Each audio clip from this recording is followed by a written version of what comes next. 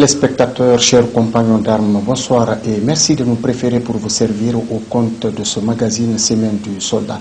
Aujourd'hui, vous suivrez un grand format sur les activités de la Direction générale des affaires juridiques et contentieux, de la Direction générale des domaines et infrastructures militaires, du conseiller juridique et celle du conseiller santé, suivi des échos de la fête dans les garnisons militaires du pays. Voici pour vous la clôture de ce magazine Semaine du Soldat. Ministère de la Défense nationale, l'épicentre des questions de défense et de sécurité nationale.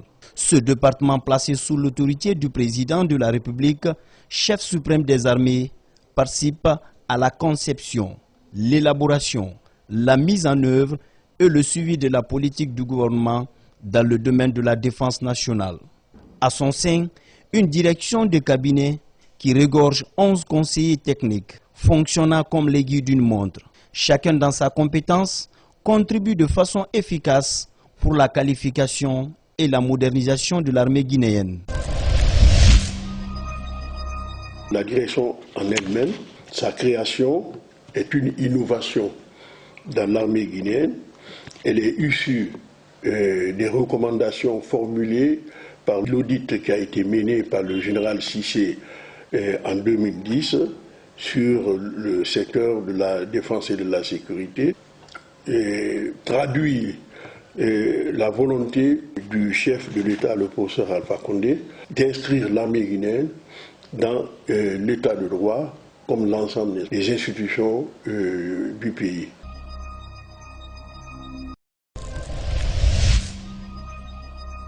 Nous sommes attachés à élaborer des textes d'application, de nombreux textes de loi qui ont été votés au courant de l'année 2019. Il s'agit à la fois de consolider, de sécuriser le fonctionnement juridique de l'ensemble, n'est-ce pas, des armées, de porter assistance aux militaires, n'est-ce pas, guinéens. Le début de cette année 2020 a connu aussi l'élaboration de la nouvelle loi de programmation militaire, dite LPM, qui nous a pris avec une équipe de 9 membres désignés par le ministre d'État et élargie à des personnes ressources. Et actuellement, nous sommes en train de compléter ce travail-là par la relecture d'un autre document qui s'appelle le plan de pilotage ministériel, qui définit, n'est-ce pas, les différentes actions prioritaires à mener au sein des forces armées guinéennes et leur programmation.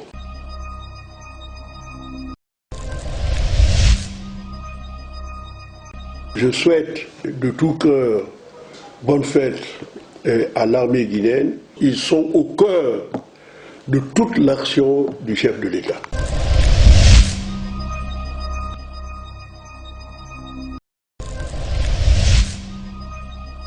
La Direction générale des domaines et infrastructures militaires a posé quelques actes en 2020. À savoir le suivi et le contrôle du chantier de la construction du camp destiné à l'état-major de la marine à Koundinde. Ça, c'est dans la sous-préfecture de Doubourou et la préfecture de Bofa. Cette construction, aujourd'hui, nous sommes presque à 95%.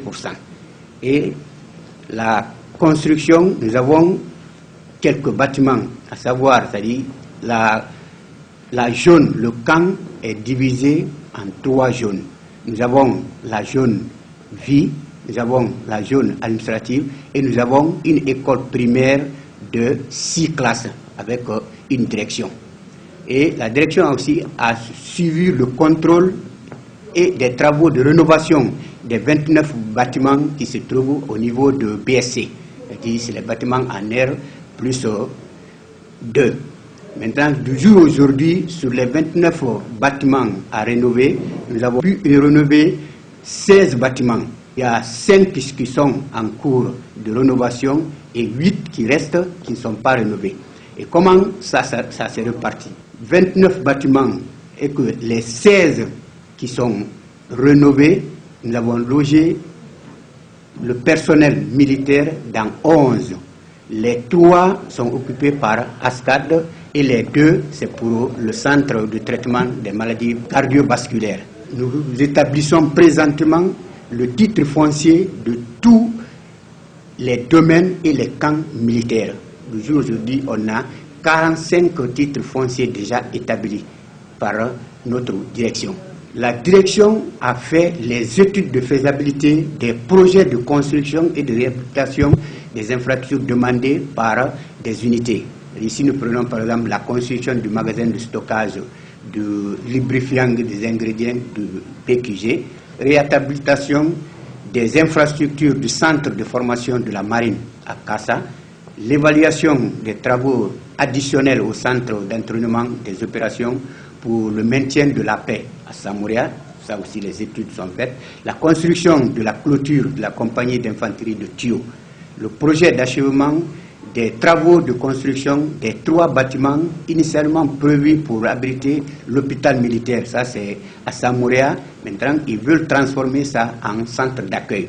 Et enfin, on a fait l'expression des besoins nécessaires en infrastructure pour les forces armées guinéennes et les coûts pour 2021 jusqu'en 2026. Ça, c'est pour permettre d'établir la loi de programmation militaire. Pour cette gestion du patrimoine militaire, il faut vraiment un contrôle sur tous les domaines militaires. Et ça, on avait besoin d'un outil qu'on appelle vraiment le système de gestion numérique. Donc pendant cet outil-là, et en créant au niveau des grandes régions, c'est-à-dire les 4 régions naturelles, nous représentons, à chaque fois qu'on a un domaine là-bas, il suffit seulement de mettre dans cet outil-là, directement, ça se répertoire dans notre répertoire ici, et on nous demande, quelle que soit la position, on peut vraiment donner la position de ce domaine-là.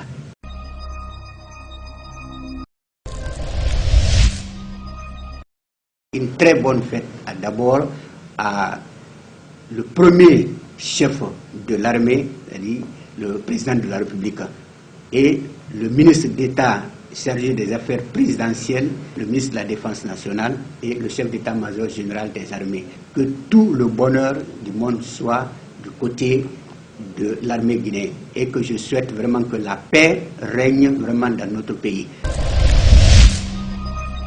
Les acquis de mon service découle ici du leadership du ministre d'État chargé des affaires présidentielles, ministre de la Défense nationale, son Excellence Dr Mohamed Diané, et sous la clairvoyance et la détermination politique de son Excellence Monsieur le Président de la République, le professeur Alpha Condé, qui a décliné des objectifs et des missions à notre département à travers le ministre d'État en charge de la défense nationale. En ce qui concerne mon domaine, est en premier lieu le renforcement du cadre légal et réglementaire régissant les forces de défense en République de Guinée. Partant de l'exécution de ces différentes instructions, il ressort un certain nombre d'acquis, notamment l'élaboration et l'adoption de la loi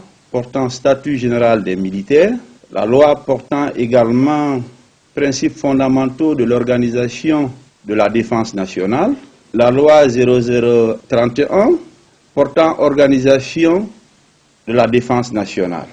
Et à cela, il faut aussi ajouter la loi 0029 qui aussi définit les conditions de participation de l'armée au développement socio-économique de la nation.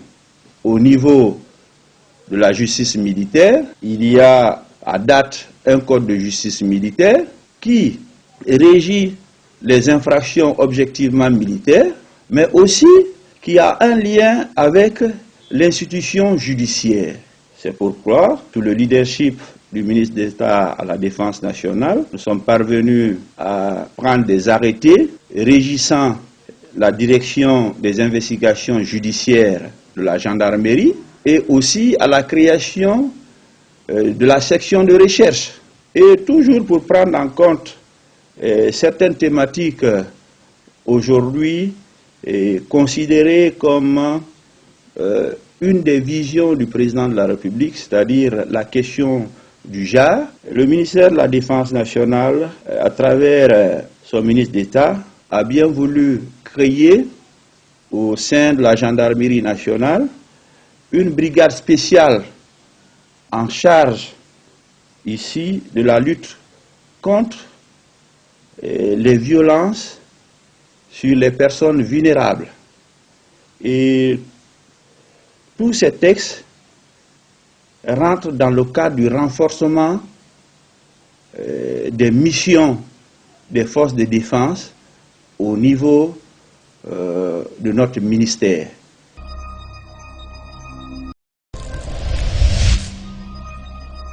Ce processus de réforme du secteur de sécurité est plutôt une interprétation des résolutions des Nations Unies qui qualifient la réforme du secteur de sécurité en Guinée comme un cas d'école.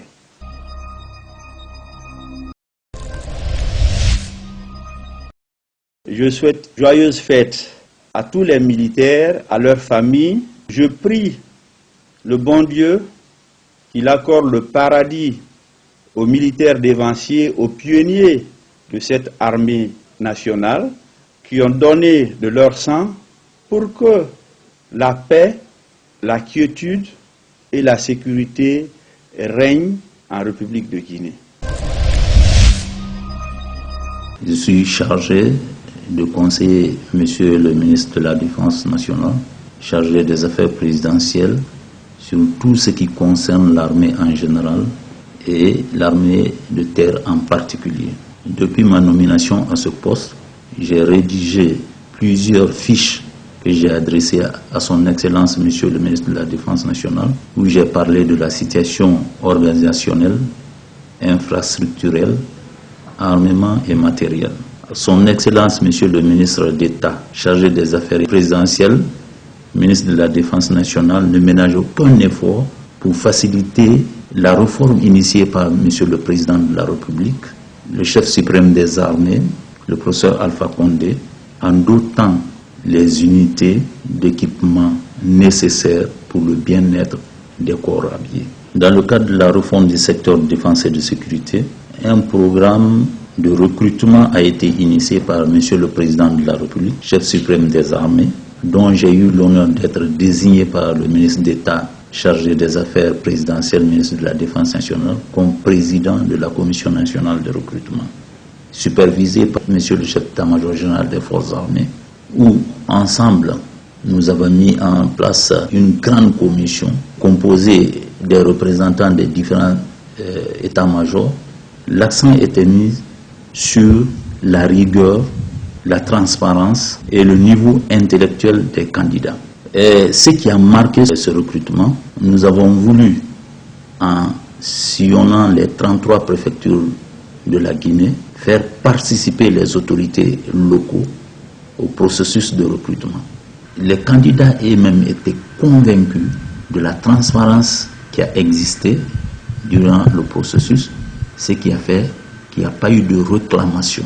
C'est la somme de tous ces résultats, tests intellectuels, tests physiques, tests médicaux, qui faisaient passer un candidat comme admis. Au mois d'août, nous avons procédé au contrôle d'effectifs. Nous sommes passés dans les 6 centres installés à cet effet.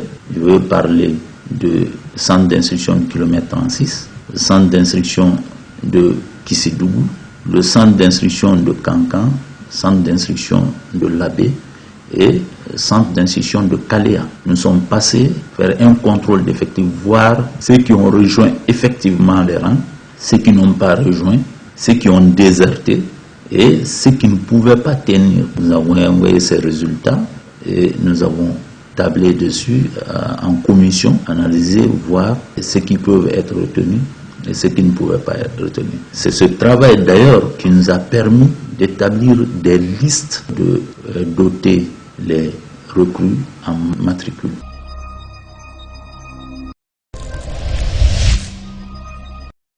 Je dirais bonne fête à tous les militaires.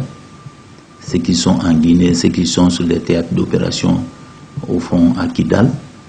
Et je leur dirais courage, ceux qui nous ont dévancés, que la terre leur soit légère. Les activités du Conseil santé du ministre de la Défense nationale se résument en quelques points.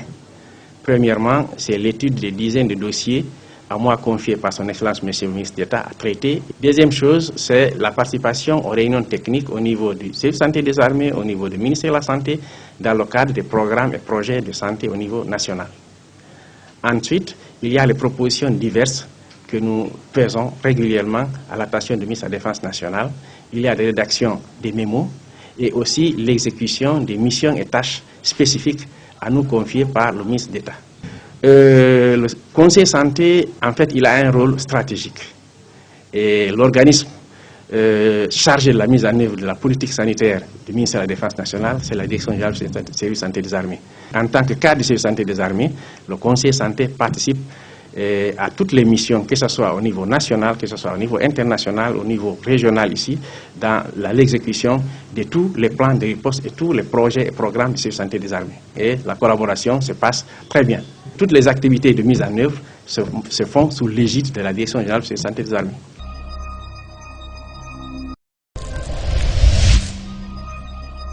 Dans le cadre de la lutte contre le sida au sein des forces armées, effectivement, ici, le point focal, comme je l'ai dit tantôt, et les activités de lutte contre le sida au sein des forces armées sont menées par le comité ministériel de lutte contre le sida de la Défense nationale, dont le président est le ministre d'État, le vice-président et le directeur général du service de santé des armées.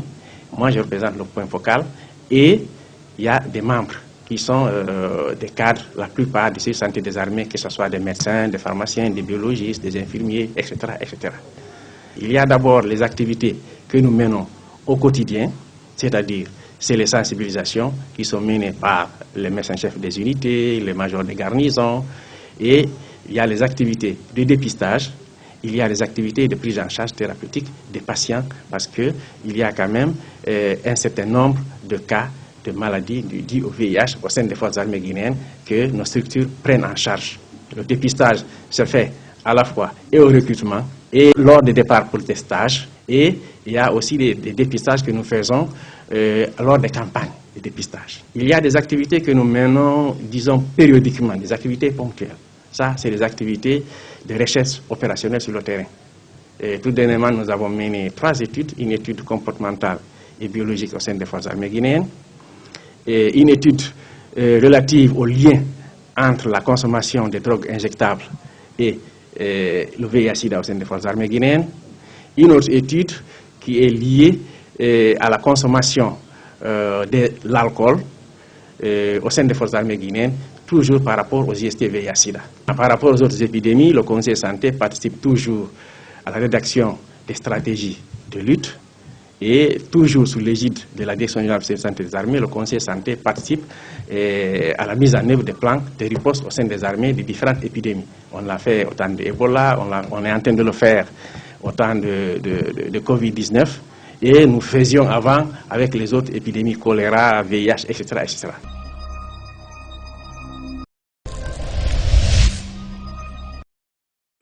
Bon, messieurs, ici, c'est le souhait de bonne fête à tout le monde, aux militaires, à leurs familles, aux nouvelles recrues, mais aussi particulièrement à tous nos camarades qui sont en mission. Je les souhaite bonne fête et qu'ils reviennent sains et saufs parmi nous ici.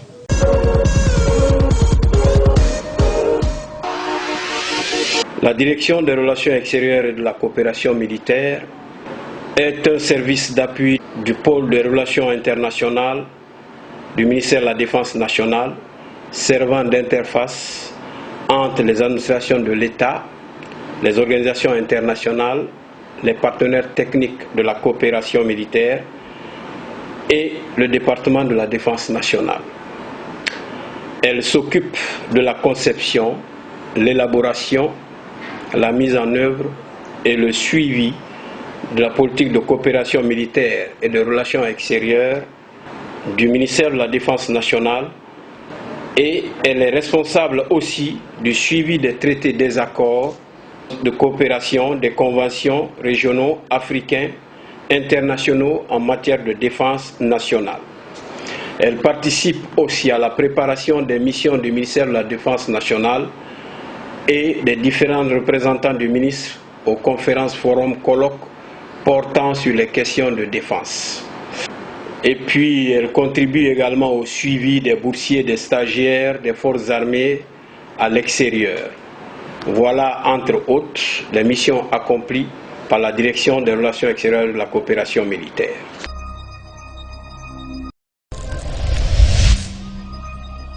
La gestion des stagiaires militaires à l'étranger intervient cette année au moment où l'environnement socio-économique du pays est perturbé par la pandémie de Covid-19.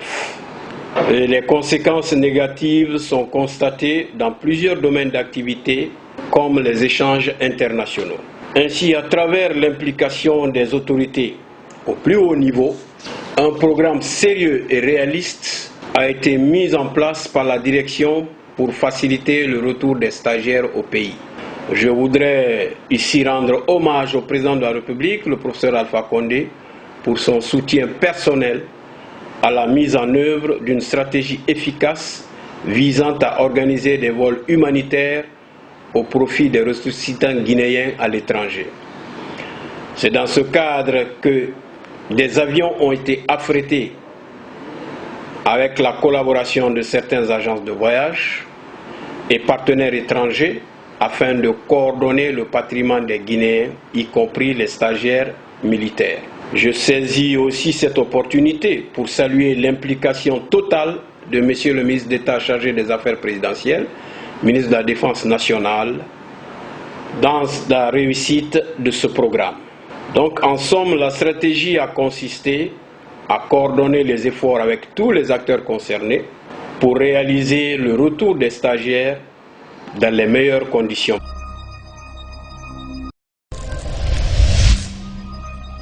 Les forces armées guinéennes se distinguent par une participation remarquable aux missions de maintien de la paix onusienne. Il faut tout de suite indiquer que notre première participation date de 1951 au Congo-Léopoldville, actuelle République démocratique du Congo. Ces années, nous avions connu une participation constante. L'armée guinéenne a acquis aujourd'hui une grande crédibilité dans les missions de paix des Nations Unies. Les forces armées guinéennes sont représentées actuellement dans la mission multidimensionnelle intégrée des Nations Unies pour la stabilisation au Mali, la MINUSMA, à travers la présence des observateurs militaires sur le terrain, mais aussi des officiers supérieurs et subalternes évoluant au niveau de l'état-major de la MINUSMA. Également à la MINUSO, la mission des Nations Unies au Sahara occidental. Depuis quelques années maintenant, le poste de chef d'état-major est tenu par un officier supérieur guinéen. Nous avons aussi des officiers observateurs à l'UNISAF, la force intérimaire de sécurité des Nations Unies à Abyei, et la mission des Nations Unies au Soudan du Sud, l'UNMISS. Tout cela prouve la montée en puissance de notre armée grâce à la réforme du secteur de sécurité engagée depuis avril 2011 par le président de la République, le commandant en chef des forces armées, le professeur Alpha Condé.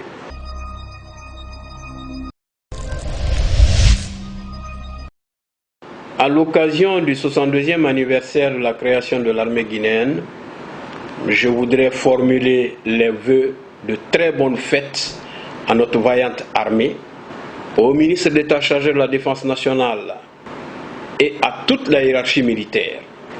Mes pensées vont aussi à nos valeureux défensiers, pionniers de la création de l'armée guinéenne le 1er novembre 1958. Encore à tous, je souhaite beaucoup de succès dans la réalisation des grands chantiers de la réforme du secteur de la sécurité du président de la République, le professeur Alpha Condé.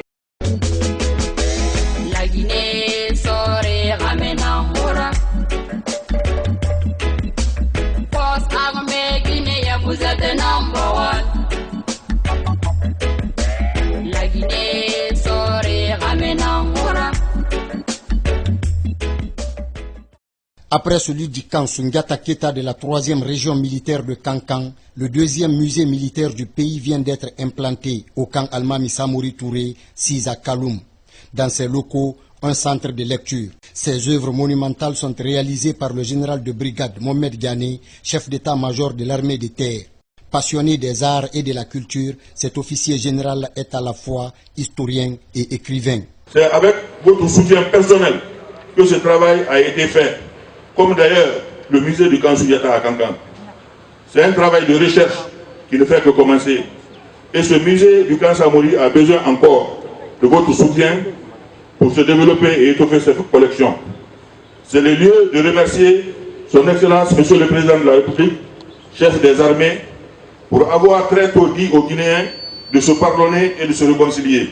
La mise en œuvre de ces projets donnera à coup sûr une visibilité aux exploits de l'armée guinéenne, renforcera les liens entre les armées et différents publics spécialisés. À l'occasion de la célébration de l'an 62 de la création de l'armée guinéenne, le ministre d'État chargé des affaires présidentielles, ministre de la Défense nationale, entouré de son homologue de la sécurité et de la chaîne de commandement militaire, a procédé à l'inauguration du dit musée et du centre de lecture. C'est un travail de mémoire qui nous permet de comprendre au-delà de son aspect culturel les grandes étapes de l'évolution de nos forces armées afin de corriger les imperfections, atteindre les objectifs que nous nous sommes fixés en matière de défense nationale et restaurer notre patrimoine historique. Au nom de son Excellence, Monsieur le Président de la République, le professeur Alpha Condé, chef suprême des armées, de remercier très sincèrement les concepteurs de cet important projet, nos partenaires des pays amis, ainsi que l'ensemble des intervenants dans cette renaissance culturelle au sein des forces armées guinéennes.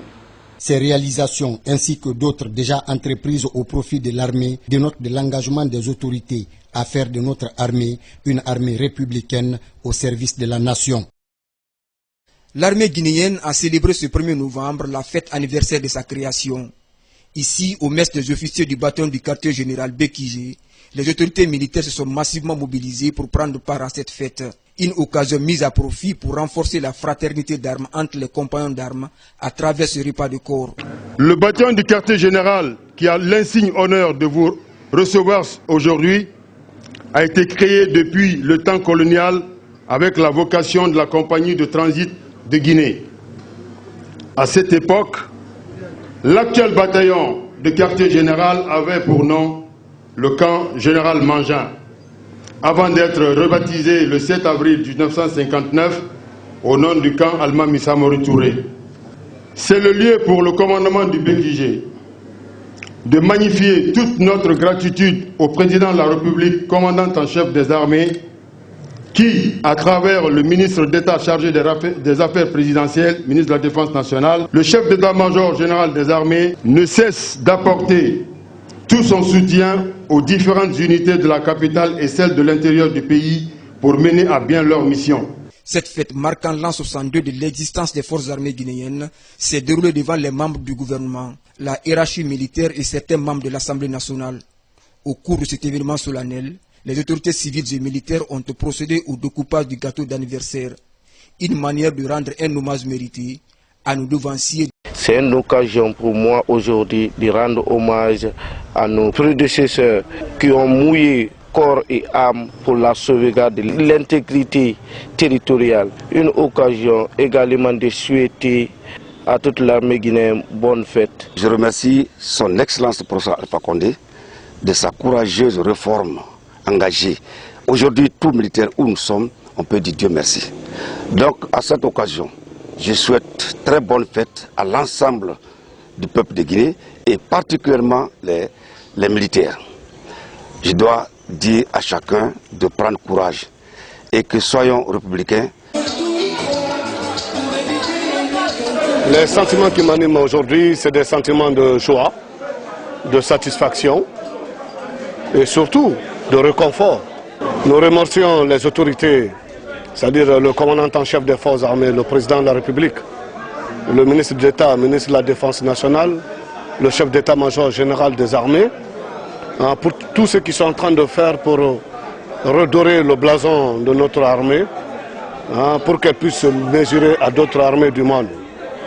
Le 1er novembre, c'est tout d'abord un moment de mémoire, souvenir de nos anciens, de nos devanciers qui ont posé les premiers jalons de l'armée guinéenne. C'est ensuite un moment de fête, un moment de joie pour célébrer nos acquis obtenus grâce à nos autorités, tant civiles que militaires.